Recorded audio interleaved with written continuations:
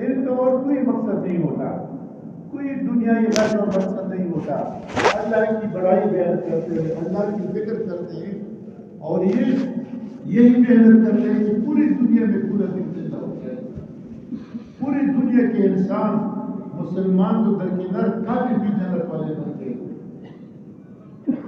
اسی لیے بڑے فرماتے ہیں اسلام انسانیت کے خون بہانے کے لیے نہیں آیا ہے، اسلام انسانیت کے خون بچانے کے لیے آیا ہے۔ کافروں کو ختم کرنا کا کام نہیں ہے، کافروں کی زندگیوں کو بدلنا کہ ان کو اسلام والے بن جائے، مسلمان بن جائے، یہ کمال ہے۔ تو میرے بھائیو، اللہ تعالیٰ کا بہت احسان ہوا، فضل ہوا۔ اسی لیے ایک دوسرے حدیث کے مطابق کہ ایسے مجمع جن کا مقصد صرف اللہ کی رضا ہو، آخر میں ایک فرشتہ اعلان کرتا ہے تم بخش دیے گئے اور تمہارے گناہ نیکیوں سے بدل گئے، معافی بھی اور نقصان کی تلافی بھی۔ یہ اللہ تعالیٰ کا کتنا رحم و فضل و کرم ہے مسلمان پر کہ گناہ بھی معاف فرما دیتے ہیں، اور جو ذکر پہ جو ہے نا جنت کی جو ہے نا بخشش کا اعلان بھی کرتے ہیں، اور جو نقصان ہوئے ان پہ جو ہے نا نیکی بھی عطا فرما دیتے ہیں۔ میرے بھائیو، فرماتے ہیں اس وقت اکثر یہ معاملات اور معاملات معاشرت اور معیشت پر بات ہوتی ہے۔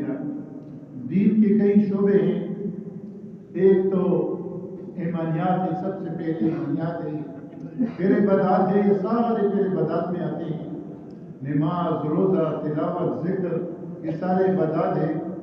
پھر معاشرت اور معیشت ہے، کیسے لوگوں کے ساتھ، والدین کے ساتھ، گھر والوں کے ساتھ کیسا رویہ رکھا جائے، اور کیسے کمایا جائے، لوگوں کے ساتھ کیسے معاملات کیے جائیں، اور اخلاق کیسے ہو، اخلاق ہمارے اخلاق کیسے ہو، تو اس پر جو ہے نا بات ہوتی ہے۔ الحمدللہ اس دعوت والی محنت کی وجہ سے تو لوگ عبادات پر تو آ گئے، اب بہت کم بدقسمت ہو گئے جو نماز ادا کر رہا ہوگا، ورنہ سارے نماز پڑھتے ہیں۔ پہلے تو پورے بستی میں کہیں ایک قرآن کی تلاوت کرنے والا ہوتا، اب کسی گھر میں کوئی ایسا بدقسمت نہ ہوگا کہ انہوں نے قرآن نہیں پڑھا ہو۔ تو قرآن پڑھنے والے، ذکر کرنے والے، عبادت پر تو انشاءاللہ اس محنت کی وجہ سے لوگ آ گئے، لیکن اب بزرگ فرماتے ہیں کہ معاملات بھی اچھے ہو جائے۔ بڑے فرماتے ہیں کہ عبادات تو تھوڑے سے ایمان سے بھی ہوتے ہیں نا، لیکن یہ معاملات کے لیے اور اس کے لیے جو نا بڑے ایمان کی ضرورت ہے، بڑے ایمان کی ضرورت ہے۔ تو اسی لیے جو ہے نا اللہ کے راستے میں جا کر اس کو سیکھنا بھی ہے اور اس پر عمل بھی کرنا ہے کہ سب سے پہلا حق اللہ تعالیٰ نے ہمیں پیدا فرمایا ہے، اس دنیا میں بھیج دیا ہے۔ ہمارے بھیجنے کا مقصد کیا ہے؟ اللہ نے ہمیں کیوں بھیج دیا ہے اس دنیا میں؟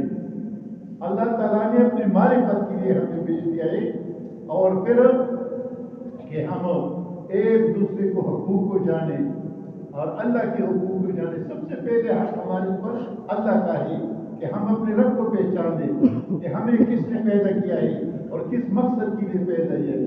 اسی لیے علماء فرماتے ہیں اللہ تعالیٰ نے اپنے حقوق بہت تھوڑے رکھے ہیں، اور مسلمانوں کے، انسانوں کے دوسرے انسان پر حقوق بہت زیادہ رکھے ہیں۔ اللہ کے انسانوں کے حقوق بہت تھوڑے ہیں، صرف 2 حقوق ہیں کہ ایک تو اللہ کے ساتھ شرک نہ کرو، اور دوسری عبادت صرف اللہ کے لیے کرو۔ عبادت میں کسی کی شرکت کا خیال بھی دل سے نکالو۔ عبادت ہو تو صرف اللہ رضا کے لیے، اور شرک یہ اللہ تعالیٰ نے اپنے اس کی شان کے مطابق جس طرح اس کی شان ہے اپنے ہاتھوں سے بنائے۔ تو یہ انسان اللہ کو بہت ہی محبوب ہے، فرشتوں سے اس کو سجدہ کروایا، مسجود ملائکہ اس کو بنا دیا، اس انسان کو، اور مکین جنت بنا دیا۔ یہ جنت کا مکین ہے۔ کئی لوگ کہتے ہیں نا یہ ہماری ملکیت ہے، ہماری زمین ہماری ملکیت ہے، اسی لیے جنت کس کی ملکیت ہے؟ اس حضرت انسان کی ملکیت ہے. بہت سارے اور مخلوق ہے لیکن ملکیت یہ انسان کی ہی ہے جنت. اور یہ اللہ کے نشانوں نے اس انسان کو حق خلافت دیا. بڑے بڑے طاقت والے مخلوق بھی ہیں، بڑے بڑے طاقت والے، لیکن زمین پر حق خلافت بادشاہی کا حق انسان کو دیا، انسان کو دیا. اور یہ اس انسان کو اللہ تعالیٰ نے مطلوب کائنات بنا دیا. بھائی ہم تو اب دنیا کے پیچھے لگے ہیں، کائنات کے پیچھے لگے، سونا چاندی اور ڈالر کے پیچھے لگے ہیں نا، لیکن دراصل یہ جو ہے نا یہ مطلوب کائنات ہے. اگر ایک بھی ایمان والا زندہ ہو تو یہ دنیا کا نظام چلتا رہے گا. اگر ایک بھی ایمان والا نہیں ہوگا تو پھر اللہ تعالیٰ کو اس چیز کی کوئی پرواہ نہیں ہے، سارا نظام درہم برہم کرے گا. تو اب انسان کو مطلوب جنان ہے. اسی لیے علماء فرماتے ہیں جو تاریخ دنیا ہوا تو دنیا اس کے پیچھے چلتی ہے، اور جو تاریخ دنیا ہوا تو یہ دنیا کے پیچھے چلے گا اور اس کا فقر ختم نہیں ہوگا. جو تاریخ دنیا ہوا دنیا کو چھوڑ دیا تو اللہ اس کے پیچھے دنیا چلائے گی، وہ اسے نہیں لے گی لیکن دنیا اس کے پیچھے چلے گی. اور جو طالب دنیا ہوا دنیا کا طلبگار ہوا وہ دنیا کے پیچھے چلا رہے گا لیکن اس کی فقر ختم نہیں ہوگا. تو اسی لیے جو ہے نا میرے بھائیوں ہمیں انسان جو ہے نا یہ بہت معزز ہے اور اس کو جو ہے نا مطلوب کائنات بنا دیا. اگر پوری دنیا کے نظام جو چل رہا ہے یہ ایک کلمے والے کی وجہ سے چل رہا ہے نا، ایک کلمے والے کی وجہ سے. کوئی دنیا میں کوئی ایسا جہاز نہیں ہوگا جس میں ایک سواری ہوتا ہو جائے گا، کوئی ٹرین، کوئی بس، چھوٹی سی کار بھی کیوں نہ ہو نہیں جس کی سواری پوری نہیں ہو نہیں چاہتے ہیں نا. لیکن اللہ تعالیٰ کے رسالوں کتنی شان اور فضل اور محبوبیت انسان کے ساتھ. ایک بھی بندہ زندہ ہو، ایک بھی بندہ ایمان والا کلمے والا زندہ ہو، ایمان والا زندہ ہو تو پھر بھی نظام چلاتے ہیں. اور مولانا عبدالرحمان صاحب بیٹے والے وہ فرماتے تھے اللہ تعالیٰ اس کی مغفرت فرمائے، تو وہ کہتے تھے کہ اب جب دنیا میں ایمان والے ختم ہو جائے تو اللہ تعالیٰ اسرافیل علیہ السلام کو تیار کرے گا کہ بس اب جو ہے رسول گھومنا ہے اور جو ہے نا اب دنیا کا نظام ختم کرنا ہے نا. تو ایک بندہ صرف اتنا کہے گا اتقوا اللہ، اللہ سے ڈرو، اتنا ڈرو. اللہ کے شان ہو کہ شان یعنی اس کی شفیق اور رحمت دے کے وہ اسرافیل علیہ السلام سے فرمائے گا اے اسرافیل 40 سال تک رسول سے دور رہو، زمین پر میرا نام نہیں لیا گیا. ایک بندہ صرف اتنا کہتے اتقوا اللہ، اللہ سے ڈرو، تو فرماتے 40 سال میں بھی دنیا باقی رہے گی. تو میرے بھائیوں اس اللہ کے شانوں کی معرفت ہے، اس کو پہچاننا ہے نا، اور اس کے جو نا براہ راست پیدا اٹھانا، اس سے تعلق حاصل کرنا. جس طرح صحابہ رضی اللہ عنہ مطمئن کیسے تھے اپنے گھروں میں. جو غریب تھا تو لکڑی کا بت گھروں میں رکھا ہوا تھا، گھر میں بھی بت. اور اس وقت سب سے بہترین عبادت کس چیز کی تھی؟ یہ بتوں کی تھی. ہر چیز یہ خدا کے گھر میں بھی 360 بت رکھے ہوئے تھے. لیکن جب اللہ کو پہچان لیا تو پھر بت تو دل سے بھی غیر کا خیال بھی نکال دیا. پھر عمار بن یاسر رضی اللہ تعالیٰ عنہ دریا دجلہ کے کنارے جا رہے ہیں اور تو عبدالرحمان بن عوف رضی اللہ عنہ فرماتے ہیں، وہ کہتے ہیں کہ اللہ اگر مجھے پتہ چل جائے کہ تم سمندر پہ کود جانے پہ خوش ہوتے ہو تو میں اس کے لیے تیار ہوں. یا اللہ اگر مجھے پتہ چلے کہ میں پہاڑ سے اپنے آپ کو گراؤں تم اس سے خوش ہوتے ہو، میں اس کے لیے بھی تیار ہوں. یا اللہ اگر مجھے پتہ چل جائے کہ تم اس پہ راضی ہوتے ہو، خوش ہوتے ہو کہ میں آگ میں چلانا کر اس کے لیے بھی تیار ہوں.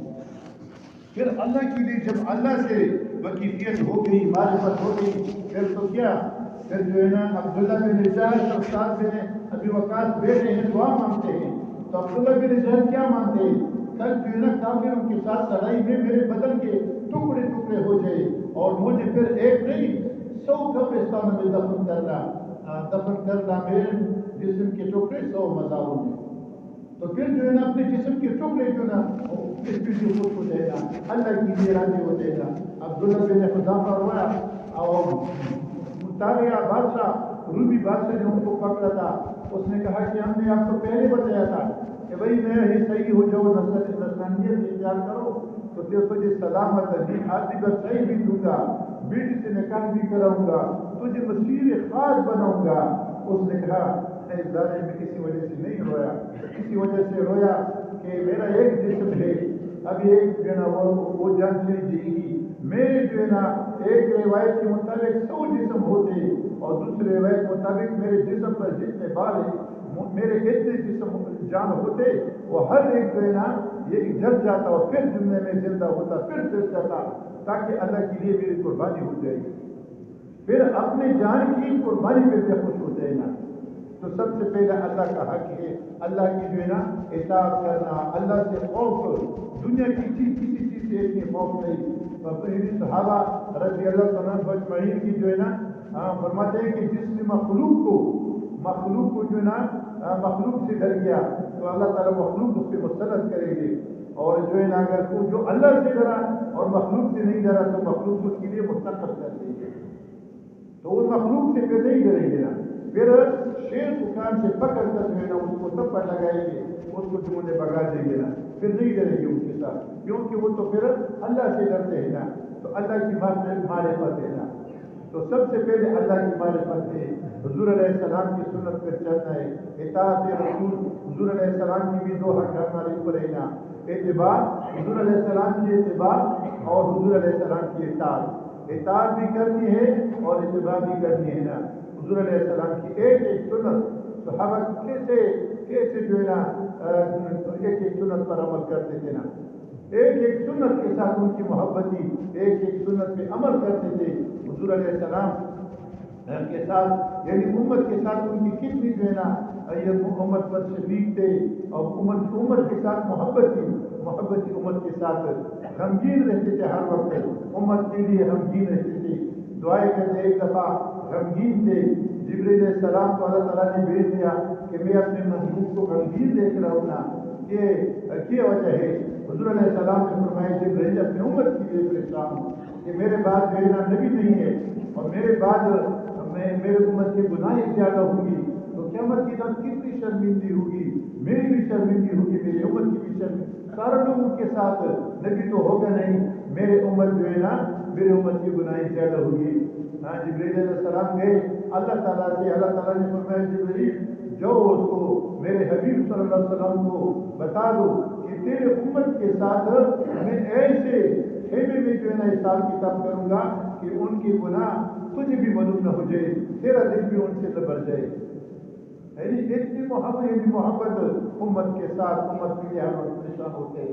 تو حضور علیہ السلام کی بھی ہمارے اوپر ہے کہ ہم اس کی اطاعت کریں, ہر قدم قدم پر ان کی سنت کی پیروی کریں, اور یہ رسم و رواج ہم چھوڑ دیں. یہ جو ہے نا ہم حضور ہمارا جو ہے نا اٹھنا بیٹھنا کھانا سب چیزیں جناب محمد رسول اللہ کی طریقے پہ ہوتے ہیں. اور اس کے ساتھ میرے بھائیوں وقت اتنا نہیں ہوتا ہے نا کہ ساروں پر تفصیل سے بات ہو جائے, لیکن پھر جو ہے نا معاشرت ہے نا ہمارے اوپر دوسرا یعنی سب سے پہلے پھر یہ اپنے جان کا حق ہے کہ اپنے جان کو بھی جہنم سے بچائے, اپنے جسم کا بھی ہمارے اوپر حق ہے کہ اس جسم کو ہم جہنم سے بچائے. ایسی اللہ کی اطاعت کرے, حضور علیہ السلام کی پیروی کرے کہ گناہوں سے اس کو محفوظ کرے, بچائے کہ ہم جہنم سے بچ جائیں نا. اور اس کے ساتھ ہمارے اوپر والدین کا حق, سب سے زیادہ حق والدین کا ہے. تو والدین کے والد کو رحمت کی نگاہ سے دیکھنا, مفت میں حج عمرے کا ثواب ہے. 5 چیزوں کو دیکھنا ثواب, صرف دیکھنا, کوئی عمل نہیں کرو. خانہ کعبہ کو دیکھنا ثواب, والدین کو دیکھنا ثواب, قرآن کو دیکھنا ثواب, عالم فقہ عالم جو ہوتے ہیں عالم عمل اس کو دیکھنا ثواب, زمزم کو دیکھنا ثواب. کوئی عمل نہ کرو, مفت میں اس پہ ثواب مل جاتا ہے نا. تو والدین کو اسی لیے فرماتے ہیں جن کے والدین زندہ ہے اور ان سے راضی ہے تو اس کے لیے جنت کے 2 دروازے کھلے ہیں, اور جن کی جو ہے نا والدین ناراض ہے اور وہ زندہ ہے تو اس کے لیے جہنم کے 2 دروازے کھلے. تو ہم والدین کے ساتھ فرماتے ہیں اگر اوف سے کیا, اوف سے نیچے کوئی اور دوسرا عمل ہوتا تو اللہ تعالیٰ وہ بھی منع فرماتے تھے نا کہ ان کے سامنے اوف بھی نہ کرو, اوف بھی نہ کرو. حضور علیہ السلام کے پاس ایک آدمی آیا، اس کے ساتھ ایک بڑی نیت ہے. اس نے کہا یہ کون ہے؟ اس نے کہا یہ میرا والد ہے. اس نے کہا اس کے آگے نہ چلو اور اس کے ساتھ جو ہے نا اس کے آگے نہ چلو اور پہلے اس کو بیٹھا دو اور جو نا کھانے بھی اس کا احترام کرو اور اس کے جو ہے نا اس کو نام لے کر نہ پکارو. یعنی عزت کے ساتھ والدین کی عزت کرو، والدین کی، والدہ کی، یعنی ان سب کی، پھر بھائی بہنوں کی، یعنی سب کی جو ہے نا قدردانی ہے. یعنی رمضان مبارک جب ختم ہو جائے، عید الفطر کا دن ہو جائے تو سارے انسانوں کی بخشش ہوتی ہے. جو مسلمان ہیں روزے رکھے ہیں نا، صرف 4 آدمیوں کی بخشش نہیں ہوتی. ایک کون؟ ایک وہ آدمی جو والدین جو شرابی ہوگا، ایک تو عمر بھر کا شرابی اس کی مغفرت نہیں ہوگی، ایک والدین کا نافرمان ہوگا اس کی مغفرت نہیں ہوگی، اور تیسرا اور جو قطع رحمی والا ہوگا رشتہ داروں کے ساتھ دنیا پر جو ہے نا تھوڑی معمولی سی دنیا پر وہ ان کی مخالفت ہوتی، ناراضگی ہوتی ہے، پھر باتیں نہیں کرتے تو ان کی مغفرت نہیں ہوتی. اور چوتھے نمبر پر جو دل میں کینہ رکھتے ہیں مسلمانوں کے ساتھ، حسد رکھتے ہیں، بغض رکھتے ہیں، ان 4 آدمیوں کے علاوہ باقی سارے انسانوں کی بخشش ہو جاتی ہے. اور اللہ تعالیٰ کے پاس ہر جمعرات کو، ہر پیر کو اپنے بندوں کے عمل نامے جاتے ہیں، لیکن عمل نامے 2 آدمیوں کو جو آپس میں باتیں نہیں کرتے، ناراض ہوتے ہیں نا، تو ان کے عمل نامہ سر سے بھی اوپر، ایک بالش بھی اوپر نہیں جاتے. تو اپنے میں دوستوں کے ساتھ، رشتہ داروں کے ساتھ اچھا رویہ رکھنا، والدین کے ساتھ اچھا رویہ رکھنا، بہن بھائیوں کے ساتھ ان کو رشتہ دینا. وہ ایک مالک فرماتے تھے کہ بھائی جب تک یہ سب کام دین کے کام مسجد میں ہوتے تھے تو سب کو اپنے حقوق ملتے تھے، بیٹیوں بہنوں کو بھی حقوق ملتے تھے، یہ نکاح مسجد میں ہوتے تھے. اور جب مسجد سے نکل گئے شادی خانوں میں نکاح ہو گئے تو بیٹیوں اور بہنوں کا حق جو ہے نا وہ گم ہو گیا، وہ کو ہی نہیں دیتے نا. تو یہ سب کام پہلے ہوتے تھے نا، ہر کام مسجد میں ہوتے تھے. صحابہ جو ہے نا فراوانی ہوئی، سب کچھ زیادہ ہو گئے، صحابہ آ گئے، لوگوں کے ساتھ پیسے زیادہ ہو گئے. اب مہر جو ہے نا مہر بہت زیادہ کرتے ہیں نا، زیادہ دیتے ہیں نا. تو یہ تو پھر ہر کوئی اس میں جو ہے نا بڑھ چڑھ کر جو ہے نا مقابلہ کرے گا کہ میں ایک مہر دیتا ہوں نا. تو صحابہ کے مشورے سے یہ پایا کہ کوئی بھی جو ہے نا حضور علیہ السلام کی بیویوں سے زیادہ مہر نہیں دینا، یعنی 500 روپے سے زیادہ مہر مقرر کر دیا. تو مرد بھی تھے، آخر اس وقت جو ہے نا عورت بھی نمازیں پڑھتی تھی، آخری صفوں میں عورت تھی نا. تو اس نے کہا کہ کوئی بھی نہیں، اگر فلانے شہزادی کی بیٹی بھی ہو وہ جو ہے نا 500 سے زیادہ مہر مقرر نہ کرے. تو جب اس نے بات ختم کر دی، ایک عورت اٹھی ہے کہ صحابہ میں نے کہے کہ لمبی عورت تھی، قریش کی عورت تھی. اس نے کہا کہ اے امیر المومنین، اطاعت کیجیے، آپ کی بات زیادہ مقبول ہے یا اللہ کی؟ اس نے کہا میں کون ہوں؟ اللہ کی. کہتے ہیں اللہ تعالیٰ تو سورۃ احزاب میں فرماتے ہیں کہ اگر کسی نے عورت کو انبار کے برابر بھی مہر دیا ہونا لیکن وہ طلاق دے تو پھر اسے واپس نہ لے لے، تو اللہ نے اجازت دی ہے، انبار کے مہر کا ذکر فرمایا ہے اور تم حد مقرر کرتے ہیں. حضرت عمر رضی اللہ عنہ یعنی بہت ہی کہتے ہیں کہ مجھ سے عورت بھی زیادہ جانتی ہے، میں اللہ کی حدود کو کراس نہیں کرتا، اللہ نے حد مقرر نہیں کرتے، میں اپنا فیصلہ واپس لیتا ہوں. دین سے اس وقت عورتوں میں بھی جو راجی نے ان کو بھی اتنا علم ہوتا تھا، عورتوں کو بھی. حضور علیہ السلام بیٹے ہیں، ایک صحابی آیا، ایک لڑکا آیا اور ایک لڑکی آئی، لڑکے کو گود میں بٹھا دیا، لڑکی کھڑی رہی. حضور علیہ السلام نے پوچھا اس صحابی سے یہ لڑکا کون ہے؟ یا رسول اللہ میرا بیٹا ہے. یہ لڑکی کہتے یہ بھی میری بیٹی ہے. حضور علیہ السلام نے فرمایا آپ نے انصاف نہیں کیا، لڑکے کے گود میں بٹھا دیا اور لڑکی کھڑی رہی، وہ دیکھتی رہی ہے نا. انصاف کرو دونوں کے ساتھ. تو ایسے جو ہے نا انصاف جو ہے نا وہ کرتے تھے کہ بیٹیوں اور بیٹوں میں ہم کیا کرتے تھے، بیٹا ہوتے ہیں تو اس کو کیا مقام دیتے ہیں، بیٹی کو کیا مقام دیتے ہیں، پوتے کو کیا مقام دیتے ہیں، پوتی کو کیا مقام دیتے ہیں نا. کتنا جو ہے نا فرق ہم کرتے ہیں نا. یہ اللہ کے راستے میں نکل کر یہ سیکھنا ہے، پھر اس میں عمل بھی کرنا ہے نا کہ ان کے حقوق کو ہم جانیں. ہمارے جو ہے نا معاشرہ ہونا. ایک صحابی آیا اور حضور علیہ السلام کو فرمایا یا رسول اللہ گوارا ہو میں نے یہ اونٹ اس بیٹے کو دے دیا، اس بیٹے کو میں نے یہ اونٹ دے دیا۔ حضور علیہ السلام نے فرمایا آپ کے اور بھی بیٹے ہیں؟ ہاں اور بھی بیٹے، ہاں اس نے کہا اور ہے۔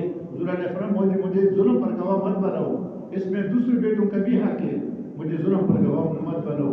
یعنی ایسے جو ہے نا ایک ایک حق کی کہ کسی کے حق تلفی نہ ہو جائے، ہر ایک کو اپنا حق جو ہے نا مل جائے۔ تو یہ میں نے معاشرت ہے، معیشت ہے، اس کو ہم جو ہے نا یہ جان لے، اللہ کے راستے میں جا لے، علماء سے پوچھ لے۔ اسی لیے فرماتے ہیں کہ علماء سے ہر جو ہے نا ہر کام ہر جو ہے نا علماء سے پوچھ لے۔ ہاں فرماتے ہم تو صرف علماء فرماتے ہیں ہمارے پاس لوگ تو صرف نکاح اور طلاق کی مسئلے کے لیے آتے ہیں، باقی کوئی مسئلے پوچھنے کے لیے نہیں آتے نا۔ تو بہت سارے بابر صاحب کہتے تھے، وہ اصل کے وقت جو قرآنوں کو بات کرتے ہیں ریونڈ میں، وہ کہتے ہیں کہ ہم علاقے میں گئے، وہاں تبلیغ سب سے زیادہ تھی، لیکن وہاں پر لوگ جو ہے نا سود میں ان کو پتہ بھی نہیں تھا۔ ہم نے ان کو کہا کہ بھائی یہ تو آپ جو کاروبار کرتے ہیں یہ سودی کاروبار ہے، کہتے ہیں یہ تبلیغ تو ہمارا دین ہے، وہ اس کے بغیر گزارا نہیں ہے۔ تو نہیں بھائی، ہم تو اتنا اپنی معیشت کو دیکھیں، ہماری معیشت کیسی ہے، ہمارا کھانا پینا کیسا ہے نا۔ اور فرماتے ہیں کہ 80% گناہ یہ حرام کھانے سے ہوتے ہیں، حرام کھانے سے ہوتے ہیں۔ فرمایا ایک آفیسر ریٹائر ہو گیا، پھر جو ہے نا آخر وقت میں ویسے بھی آدمی نمازی ہو جاتے ہیں، تو نمازی ہو گیا اور مسجد میں آیا کرتا تھا، تو فلانے ساتھیوں پر محنت کرتے تھے، انہوں نے کہا میرا بس جمعات کا پابند ہوا اور روزانہ نماز پڑھتے تھے، کہتے ہیں میری عمر تو اب باہر نکلنے کی نہیں ہے، لیکن پابندی سے نماز بھی پڑھتا تھا اور ہمارے بھی شریک ہوتا تھا۔ بیمار ہوا ایک دن، ساتھیوں نے دیکھا کہ وہ نہیں ہے، تو پوچھا کہاں وہ اسپتال میں ہے، تو مشورہ کر کے پرانے ساتھی ان کے بیمار کرسی کے لیے اسپتال میں گئے، تو وہاں دیکھے ان کے ساتھ ایک نوکر، ان کا نوکر جو تھا وہ بیٹا تھا، کوئی بیٹا نہیں تھا۔ تو ساتھیوں نے کہا کہ آپ کے تو 4 بیٹے ہیں اور بڑے بڑے پوسٹوں پر ہیں، تو وہ رونے لگا۔ انہوں نے کہا کیوں روتے ہو؟ کہتے ساری عمر میں نے رشوت میں ان کو کھلائی، اب بڑے بڑے پوسٹوں پہ ہے، وہ کتنا خالی ہے کہ ہماری خدمت کرے، اب ایک نوکر کو بھیج دیا ہے، یہ تھوڑے وقت کی آتے ہیں پھر باہر سے پھر کہتے ہیں میں نے بہت ظلم کیا ہے، کاش میں میرے تجربہ سے ملتا، اللہ کے راستے میں وقت لگاتا تو یہ بچوں کو بھی اللہ کے راستے میں نکالتا۔ اس وقت مجھے پتہ نہیں تھا، میں نے تو ساری عمر رشوت کمائی اور ان کو کھلائی، اب وہ کیسے بھی باپ کو جانے، کیسے باپ کی خدمت کر لیں۔ تو بہت وہ کہتے بہت رویا وہ آدمی۔ تو میرے بھائیوں، اب جو ہے نا اللہ کے راستے میں اپنے اوپر، اپنے بیٹوں، اپنے بچوں پر رحم کرے، اللہ کے راستے میں بھیج دے تاکہ وہ حقوق جانے، والدین کی کیا حقوق ہے۔ حضرت عمر رضی اللہ عنہ کے زمانے میں ایک آدمی آیا، حضرت عمر رضی اللہ عنہ سے انہوں نے شکایت کر دی کہ مجھے بیٹے نے مارا ہے۔ حضرت عمر رضی اللہ عنہ تھوڑا ہاتھ میں لے کر بہت غصہ ہو گئے، جلدی لو جلدی لو۔ جب وہ آگے امیر المومنین کے ہاتھ میں کوڑا دیکھا تو بہت جلدی دیکھا، امیر المومنین میری بات سنو، پھر جو چاہو مجھے سزا دو، میری بات سنو۔ میں کہ آپ نے والد کو کیوں مارا ہے؟ کہتے ہیں کہ اس پر میرا کوئی حق ہے کہ نہیں؟ کہ حق ہے۔ میں نے کہا کہ پہلے تو یہ کہ میں اس نے جو میری ماں سے شادی کر دی، یہ دین کی نسبت سے نہیں، حسن کی نسبت سے کر دی ہے نا شادی، دیندار نہیں تھی میری ماں۔ اور دوسری یہ کہ اس نے میرا نام توڑ رکھا ہے، یہ گوبر میں جو ہے نا مویشیوں کے گوبر میں جو کیڑا ہوتا ہے یہ نام رکھا تھا، دوسرے نام دنیا میں نہیں تھے۔ اور تیسرے یہ کہ اس نے مجھے علم سکھایا ہے، مجھے تربیت کی ہے نا، اور اس نے مجھے یہ کہا ہے کہ بس یہ مویشی ہے، یہ اس کو چلایا کرو، اور جو ظالم ہوتا ہے دوسرے پر ظالم کو مارو۔ آج میں آ گیا تو یہ میری ماں کو مارتا تھا، وہ یہ ظالم تھا، وہ مظلوم تھی۔